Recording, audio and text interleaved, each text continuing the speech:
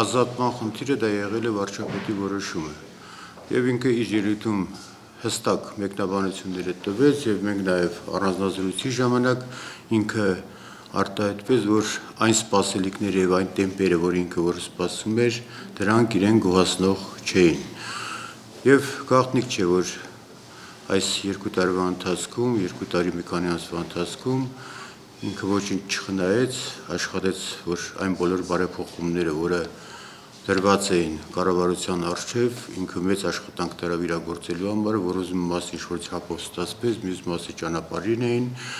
բայց այն բոլոր մարտահրավերները, դա աշխարհաքաղաքական, ներքին, արտաքին ռազմական մարտահրավերները, հասարակության բևեռացում եւ տնտեսական բարեփոխումների տեմպերը նրան չէին բավարարում այդ խնդիրները եւ ինքը իր մեջ ուժ գտավ, որպեսզի դեմում ներկայացնի հրաժարականի եւ ինքը բարձրաձայնեց, որ պատրաստ է ինքը նոր ստեղծվող կառավարությանը օժանդակել իր բոլոր հնարավորություններով, որպեսզի նոր ծրագրերով, նոր մոտեցումներով այն բոլոր նպատակները, որ մենք դրել ենք մեր առջև, որպեսզի կարողանանք ապագայում իրականացնել։ Պարոն Բաղդասարյան, ասում եք ուժ գտավ, այսինքն դժվար էր նրան այս որոշման գալը։ Ընդհանուր առմամբ ես պետք է անպայման դա ֆիքսեմ, որ ոչ բոլորի մոտ է այդ ուժը, որ վարչապետի պաշտոնից ինքնակամ հրաժարվելը, այդտեղ պետք է նաև քաղաքական մոտեցում, ըմբռնումով մոտեցում, որ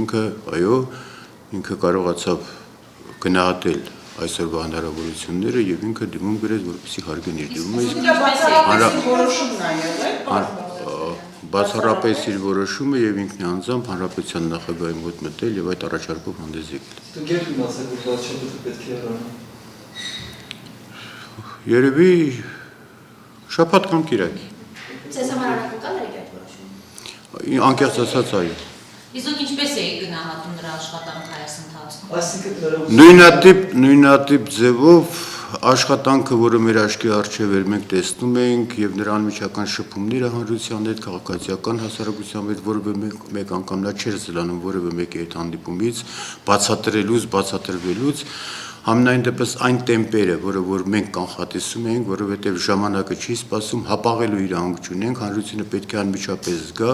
իսկ եթե հանրությունը չի զգում, խնդիրներն ավելի են ավելանում եւ բնականաբար ինքը նույնպես այդ գնահատականը զգաց եւ ինքը ներկայացրեց իր հրաժարականը։ Պարոն Բաղդասարյան, ինքներդ վարչապետի փոփոխության կարիք չեք տեսնում։ Անձերի հետ կապված ես այդ կողմից ձեռնպահ եմ մնացել, ես ծրագրերի եւ կատարման քայլերի փոփոխության կարիք եմ տեսնում, որ պետք է դրանք ավելի ինտենսիվ լինեն, ավելի արագ լինեն եւ ավելի նոր ծրագրային մոտեցումներով պետք է այդ փոփոխությունները կատարվեն։ Ցավոք սրտի, մեր երկրում դեռ մեխանիզմները այնքան հիմնավորված եւ զարգացած չեն, որ մեխանիզմները անհատներին ղեկավարեն։ Անհատի դերակատարությունը բավականին մեծ է։ Ինքը Հովիկ Աբրահամյանը բավականին ուժեղ անհատականություն, ես գնահատում եմ այդ անհատականությունը։ Անհատականությունը եւ մեխանիզմները պետք է միշտ համահունչ լինեն մեկը մյուսին, որովհետեւ մենք արդյունավետությունը զգանք։ Սերժ Սարգսյանը երեք խոսեց կներեսել երեք խոսեց, որ փոփոխությունները մենք զգալու ենք շուտով։ Մոտավորապես երբ։ Այլ ընտրանք չկա։ Եթե մենք չկարողանանք փոփոխությունները զգացնել տանք եւ այդ փոփոխությունների հանրությունը զգա, ես նորից եմ կրկնում եւ դա կրկնել եմ 1 ամիս առաջ, մեր կառավարությունը, մեր իշխանությունը մտածելու տեղի կունի։ Մինչեւ երբ, ասում եք։ Մենք գնում ենք ընտրությունների։ Եվ այդ մինչև ընտրություններ մենք պետք է որ կարողանանք կատարենք այն քայլերը, որպեսզի այնինչ ծրագրեր ու մոտեցումներ ունենք, եթե դա հանրությունը չի զգում, մենք մտածելու տեղիք ունենք։ Բայց ինքը աշխատել է Սերժ Սարգսյանի նախընտրական ծրագրերում, չէ՞։ Բնականաբար Սերժ Սարգսյանի նախընտրական ծրագրերի շրջանակներում ինքը դրա իրագործման արագացման համար պետք է ներկայացնի ծրագրեր։ Միայն մտավախություն կա, որ եթե այդ փոփոխությունները չլինեն, ձեզ չեն ընտրի կարիքընտրությունների ժամանակ։ Ընդհանուր առմամբ նույնիսկ փոփոխություններ լինելու դեպքում պետք չէ այդքան վստահ լինել, թե ում կընտրեն։ Մենք պետք է, որովհետև բավականին իրավիճակներ է փոխվել եւ նախկին ընտրությունները չեն, արդեն բավականին քաղաքականապես զարգացել եւ քաղաքացիական հասարակությունը եւ մոտեցումներն են բավականին փոխվել եւ նաեւ եթե մենք անհանգստություն եթե ասենք չունենք, դա սխալ կլինի յուրաքանչյուր քաղաքական ուժի համար։ Մենք ունենք բավականին մեծ բաց ունենք ընդդիմության դաշտում։ Եվ այս ընդդիմության դաշտի բացը բավականին խանգարում է իշխանության աշխատելու համար։ Ինչու համար։ որովհետև բոլորը լսվել են, որպեսզի գրավեն այդ ընդդիմության դաշտը եւ դառան ով է ամենաանդիմադիրը, այս կեսվածքով պետք է ընդունի։ Այդտեղ թիրախ վերցնում են իշխանությանը եւ մտածում են ով շատ հայոյի իշխանությանը, նա ավելի հանրության մեջ շահեկան վիճակում կգտնվի եւ ավելի դիվիդենտներ կշահի։ Եվ այստեղ իշխանությունը մնում է մենակ մի քանի տասնյակ քաղաքական ուժերի դիմաց, որոնք միայն հավյանքների միջոցով, վարկաբեկելի միջոցով ցանկանում են գրավել ընդդիմության դաշտը։ Իհարկե նման տիպի ընդդիմությունը որևէ մեկ անգամ չի կարող մտածել մեծամասնության մասին կամ հայոյերով ինչ-որ նպատակների հասնել։ Այլ խնդիրը, եթե մենք ունենանք այնպիսի կառուցողական ընդդիմություն, որը դրականը տեսնելով, գնահատելով, բացականը դնելով սեղանին, իշխանությանը ստիպի, որպեսզի գա քննարկումների, եւ այդտեղ նա դառնա իրոք կառուցողական ընդդիմություն, բավականին հեշտանում է իշխանության խնդիրը։ Եվ այս պարագայի դեպքում բնականաբար առաջանում են նաեւ բևեռացումներ, հասարակության բևեռացում առաջանում։ Նկատի որ հայերենները մեծամասնության դուրս չեն կարող մնալ, բայց դուք տեսեք, որ զինված մարդիկ մտան, զենքով մտան ՊՊՑ եւ գրեթե ամբողջ հասարակությունը, այսինքն սա գրեթե ամբողջ հասարակությունը կողմ է մտածել, այսինքն սա իրենց հայերենացում, մարդիկ կողմ են հայերենի այդ զենքի։ Ես խնդրում եմ ամբողջ հասարակությունը մի փոքր այլ հասկացողություն է, դա հարաբերական հասկացողություն է, ամեջամտության դաշտում է, կար բավականին քանակություն, massակար, որոնք որ իրոք ի զարմանս ինձ իհարկե, որ նման երևույթին Հայաստանի Հանրապետությունում նման նպատակ ունեցող մարդուն զենքի միջոցով, ուժի միջոցով ինչ-որ նպատակի հասնել, որոնք արդեն իսկ բավականին տարիներ փորձեցին, որ իրենք չունեն այդ ռեսուրսը, որ կան իշխանության եւ գնացին ծայրահեղության։ Ես ցավում եմ դրա համար, բայց ես նաեւ հաշվի եմ նստում քաղաքական ուժերի գնահատականների հետ, առավել եւս դերակատարություն ունեցող քաղաքական ուժերի, որոնք բավականին քննադատաբար են մոտենում այդ խնդրին։ Ումա, որովհետեւ այսինքն դա նշանակում է, որ նրանք դրական վերաբերմունք չունեն այդ գործընթացի նկատմամբ։ Իսկ ինչ մնում է ամբողջ հասարակությունը, դա հարաբերական հասկացողություն է։ Ես խնդրում եմ դուք Facebook-յան էջերով հասարակությանը մեկ գնալ։ Ընդհանուր առմամբ այս ընդհանուր բոլոր process-ները, որոնք որ ընթանում են, նախընտրական կրքեր, ընտրությունների մոտեցում, ինչի նաև վերջին իրադարձությունները, իսկ սրանք ասենք նպաստել են հասարակության բևեռացմանը։ Իսկ որ ասենք ինչպիսի փոփոխություն լիներ կամ փոփոխություն չլիներ, պետք է վերագրենք ինչ-որ դեպքի, չլիներ սաստացրերի դեպքը, մեկ այլ դեպքի պետք է վերագրեին։ Ենթադրենք ապրիլյան պատերազմին պետք է վերագրեինք, ապրիլյան պատերազմից հետո որևէ կադրային փոփոխություն հենց որ լինում էր, ասում են սա ապրիլյան պատերազմի հետևանքներն է։ Հիմա եթե որևէ փոփոխություն լինում է, բնականաբար վերջի կարևորագույն իրադարձությունը, որ եղել է սաստացրերի հետ, հանրությունը պետք կամ լրագրողները պետք է վերագրեն, սա սաստացրերի հետ է կապ։ Ոչ, պարզապես նման երևույթները, նման նեգատիվ երևույթները նպաստում են հասարակության բևեռացմանը։ Իսկ հասարակության բևեռացման հետ կապված նաև վարչապետը չի թաքցրել, որ պատճառներից մեկը նաև դա էր, որ ինքը ներկայացնում է իր հաջողությունը։ Պարոն Բաղդասարյան, չբացառեցիք երկար կարճանալ, ասեցիք համաձայն չեք, որ կարճ ժամկետով է վարչապետ լինելու Կարեն Կարապետյանը։ Ինչի վրա է հիմնվում ձեր նախատեսությունը։ Ձեր իսկ ինչի վրա է հիմնվում ձեր ընտրություններից հետո փոխանականը որ ինքը լինելու։ Բայց ոչինչ չի բացառում, կապված է իր աշխատանքից։ Բայց ինքը Հայաստանի Հանրապետության քաղաքացի չէ։ Ինքը Հայաստանի Հանրապետության քաղաքացի է, իր բոլոր տեղաշարժերը ինքը կատարել է Հայաստանի Հանրապետության անձնագրով եւ ինքը երկարաժամկետ Հայաստանի Հանրապետությունից չի բացակայել, ես չեմ ուզում մտնել իրավական դաշտ, դուք կարող եք, այո, եկել գնացել եք, դուք կարող եք իրավական պատասխաններ պահանջել։ Այսինքն ՀՀԿ-ն երկարաժամկետ պլաններ ունի Կարեն Կարապետյանի հետ։ Կապված է աշխատանքից եւ իր ծրագրերի իրականացումից։ Իսկ ով է ասում, որ մենք այս ներկայիս կառավարությանը երկարաժամկետ ծրագրեր չենք ունեցել։ Ամեն ինչ կախված է աշխատանքից։ Ես չեմ ցանկանում նախորդ գնահատականներ տալ, որ ամենափայլունն է, ամենալավագույնն է, կաշխատի 6 ամիս, 1 տարի։ Կտանք դրա գնահատականները։ Այն ինչը որ պլանավորված է, այն ինչը որ նախատեսված է այդ ծրագրի իրականացման շրջանակներում գոհացնող կլինի, մենք ինքներս կխնդրենք, որ նա շարունակի գործունեությունը իր կառավարության հետ միասին։ Պարոն Բաղդասարյան, ՀՀԿ-ն Սերժ Օհանյանի պաշտոնանկության հարցը երեկոյան նստում քննարկել է։ Բացարձակապես կադրային որևէ քննարկում չի եղել, միայն քննարկվել է վարչապետի ազատման եւ վարչապետի նոր վարչապետի ներկայացումը։ Եթե որևէ բան չի քննարկում, մենք կարծիքներ իրենք։ Ես նախ որպես պատգամավոր չեմ, ես խմբակցության ղեկավար եմ,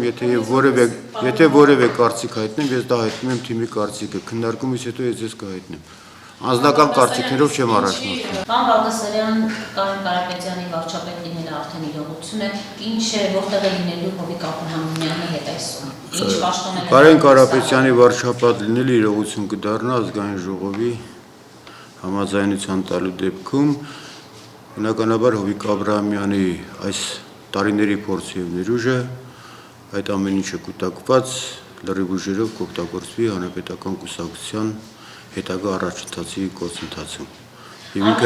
ինքը քաղաքականության մեջ ավելի ակտիվ աշխատանքի կընդգրկվի եւ իր տարիների փորձը ներկդնի մեր հետագա նպատակների իրագործմանը։ Կուսակցական աշխատանքներում ընդգրկված կլինի նկատի ունեմ նա տարին շարունակ նախընտրական շտաբերը ղեկավարել, հնարավոր է որ հենց այս գործառույթը կա։ Հնարավոր է նաեւ այդ հարցը դեռ չենք քննարկենք նաեւ հնարավոր է այդ տարբերակը։ Պարոն Բաղդասարյան, նկատի ունեմ նա ակնհայտ է, որ նախընտրական շտաբը ղեկավարելիս այսպես օգտագործել է իր կապերը թաղային հեղինակությունների հետ եւ կարողացել է ձեզ համար ցանկալի արդյունք արձանագրել։ Հնարավոր է, որ նրա այս հրաժարականը պայմանավորված էր այն աշխատանքով, որ նա պիտի առաջիկայում կատարի։ Ես մի փոքր դուք ձեր մեկնաբանություններում զգույշ եղեք եւ բնականաբար ցանկացած ոչ միայն շտաբի պետ, այլ նաեւ յուրաքանչյուր մարդ պետք է օգտագործի իր կապերը, իր հնարավորությունները, որպեսզի ներկայացնի իր ծրագրային դրույթները, որ կարողանա իր թիմի համար ձայներ ապահովել։ Իսկ եթե դուք ուսումնասիրել եք այս գործընթացները սահմանադրական բարեփոխումներից հետո, մենք գնում ենք մի այնպիսի ճանապարհով, որ այդտեղ ավելի քիչ ազդեցություն կարող ունենան այն նախկին կապերն ու ազդեցությունները, որոնք եղել են կամ ընդհանրապես չեն կարող ունենալ, եւ այստեղ ավելի այլ մոտեցումներ են պետք, այստեղ երբ որ մենք խոսում ենք, որ այլևս ժամանակ չկա եւ այս բարեփոխումները այս ամենը պետք է զգալ լինի հանրության համար, այսինքն նշանակում է, որ թիմը անմիջապես ավելի առավելագույնս պետք է աշխատի հանրության հետ եւ իր ծրագրային դրույթները պետք է շատ արագ կյանքի բերի, որպեսզի կարողանա տպավորություն փոխի հանրության մոտ եւ ավելի շատ Հովիկ Աբրահամյանը պետք է լծվի այդ գործին։ Պարոն Բաղդասարյան, Կարեն Կարապետյանը իր ելույթում նշել է, որ երկրի զարգացման վերաբերյալ իր ծրագիրը երկու փուլով է առաջ ընթանալու, առաջին փուլը փաստորեն շատ արագ փոփոխություններ, հնարավոր արագ փոփոխությունների հետ կապված է լինելու, որը հանրության մոտ ինչ-որ վստահություն կվերականգնի։ Սա ենթադրում է մինչև նախընտրական քարոզարշավ։ Ես միանշանակ համաձայն եմ այդ առաջարկության հետ, բնականաբար մենք չենք ցանկանա, որ նորանշանակ վարչապետին մեր կարծիքները իր վզին փաթաթենք, դա անձնական իր կարծիքն է եղել եւ միանգամից ծրագրային դրույթները, երբ որ ներկայացվեր մի փաթեթով, դա կարող էր ընկալելի չլիներ։ Այ փուլային տարբերակով, երբ որ ինքը համարակալում է նույնիսկ առաջնահերթությունները, որը ավելի զգայուն կլինի եւ ավելի զգալի կլինի հանրության համար, այդ նման տիպի ծրագրային դրույթների ես ավելի համաձայն եմ եւ այո, մինչեւ 17 թվական եւ շատ առաջիկայում արդեն մոտ օրերս ազգային ժողով կներկայացվի այն տարբերակը, որը պետք է շատ արագ կյանքի բերվի։ Պարոն Բաղդասարյան, մայիսին հայտարարված կոռուպցիայի դեմ մենաշնորհների հայտնաբերման դեմ այս մենաշնորհների հայտնաբերման պայքարը կարծեք թե որևէ արդյունավետություն չարձանագրեց, հնարավոր է որ այս ծրագրերի շարունակությունն են լինելու եւ այս ամենը ինչ կհաջողի Կարեն Կարապետյանին։ Հիմա ես ցանկանում եմ նաեւ այդ դանդաղության եւ դանդաղ տեմպերի հետ կապված անդրադառնամ այդ թեմային։ Նախկին կառավարությունը կատարել էր բավականին ծավալուն աշխատանք եւ հենց այսօր բազմաթիվ կոռուպցիայի դեմ պայքարի օրենսդրական նախաձեռնություններ սեղանին դրված է, որ հոկտեմբերին պետք է մտներ ազգային ժողով, հնարավոր է նաեւ արտահերթ նիստով։ Բայց այդ տեմպերը չկոհացրեց նաեւ նախկին կառավարությանը։ Ինձ թվում է, որ ոչ թե զերոյից եւ պետք է սկսի նոր կառավարության, այլ հիմք ընդունելով այդ կատարված աշխատանքը, պետք է դրանց տեմպեր հաղորդվեն եւ արագացվեն։ Պարոն Բաղդասարյան, եւ մամուլում շրջանառվող անունները, թե հրաժարականին որ նախարարական պորտֆելներն են այս պահին հաջորդելու, ամենաշատը խոսվում է արտաքին գործերի նախարարության, գյուղատնտեսության նախարարության եւ նաեւ պաշտպանության նախարարության փոփոխությունների հետ կապված։ Այս նախարարների փոփոխությունը դուք ինչպես եք իբրև խմբակցության ղեկավար։ Ես խնդրում եմ դեպքերից առաջ մեկնի, դա մամուլի հետաքրքրությունն է, մենք այդ թեման դեռ չենք քննարկել եւ բնականաբար կա անհրաժեշտություն թարմացման։ իսկ կոնկրետ որ ոլորտները մենք դա կքննարկենք, նոր կառավարություն բնականաբար նոր կարգ չի բացառում կառուցվածքային փոփոխությունների ոչ միայն կառավարության, այլ դատաիրավական համակարգ եւ տարբեր համակարգերում հնարավոր են գլոբալ փոփոխություններ։ Ես խնդրում եմ անուններ նորից եմ կրկնում, մենք նման անուններ չենք քննարկել եւ խնդրում եմ անուններ չշոշափել։ Պարոն Բաղդասարյան, ի վերջո Հովիկ Աբրահամյանը իր ելույթում նշեց, որ սա իր անձնական որոշումն էր։ Սա միայն Հովիկ Աբրահամյանի անձնական որոշումն էր, թե այնուամենայնիվ մեր երկրում որոշումները կայացվում են Վաղրամ Սամվելցուն։ Ես իմ առանձնազրույցների եւ իմ անձնական կարծիքը նա եւ նաեւ մեր քննարկումների արդյունքում, որ սա այս որոշումը եղել է վարչապետ Հովիկ Աբրահամյանի որոշումը եւ ինքը խնդրանքով դիմել է հանրապետության նախագահին։ Դուք տեսնում եք նման փոփոխությունների անհրաժեշտություն։ Եթե ինքը զգում է եւ հիմնավորում, ես իրեն հիմնավորումների հետ համաձայն եմ, որ տեմպերը բավականին դանդաղ էին։